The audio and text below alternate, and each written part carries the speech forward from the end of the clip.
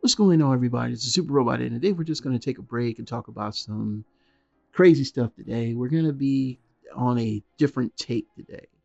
Yesterday I was on Reddit doing some perusing of different Transformer groups, and also and I came across this picture from underscore 1William1 underscore who is on Instagram, who did this custom of Vortex into Alpha Bravo.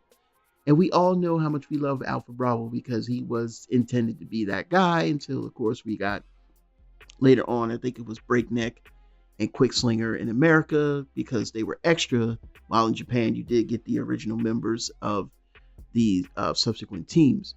But there's nothing like what Combiner Wars did with a lot of repaints that they had. But one of those repaints that I think a lot of people loved was Alpha Bravo because he came in as a main character in Combiner Wars. Because we didn't know that we were going to get Slingshot or not. We didn't really know there was a Slingshot mold or remold until at least I think we saw the pictures for the Unite Warriors Superion. So, at the time, Alpha Bravo was it. Even people were making pictures of Alpha Bravo like he was in G1, which we know he wasn't. But hey, memories could be hazy. But this guy, underscore 1William1 underscore did an amazing job with the Vortex mold and repainting him into Alpha Bravo. Links will be in the description to his Instagram page. He also does custom work. So if you're interested in getting something like this, he has prices and a lot of the stuff.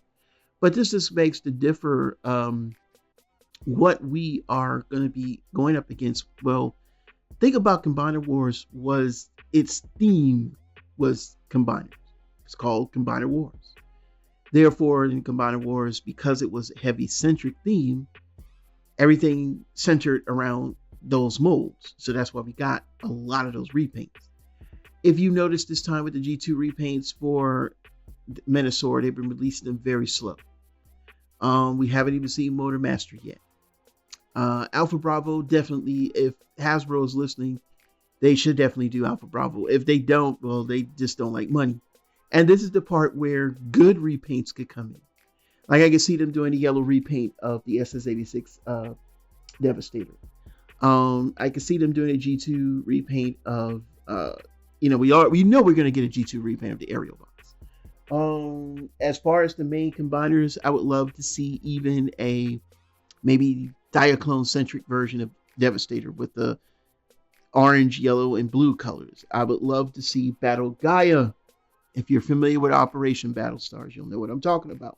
We got Star Convoy, hints of Sky Gary and Grandis come around. So why don't we get Guard City from Defensor? Something like that. It's like we used to get those with Japan in particular, but no one really got to those two. Guard City and Battle Gaia should have automatically been done from Bruticus and Defensor, but they never did. I never understood that part. That was really weird for Japan to skip over something that I think a lot of people would have actually got into, because we wound up, I think we did get like a red repaint of Hotspot or something like that, or something. I don't know. I got to go back and look through the archives.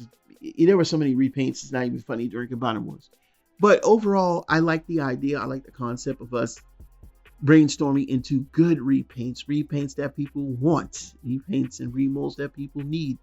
That we haven't seen, that we would love to see. And I might dig into that later, and I'm sure somebody's going to steal this video.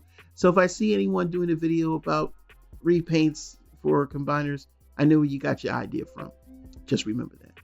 This is Super Robot Ed, bringing more news reveals to them. We'll see you soon. Thank you, Windows Security. Bye-bye.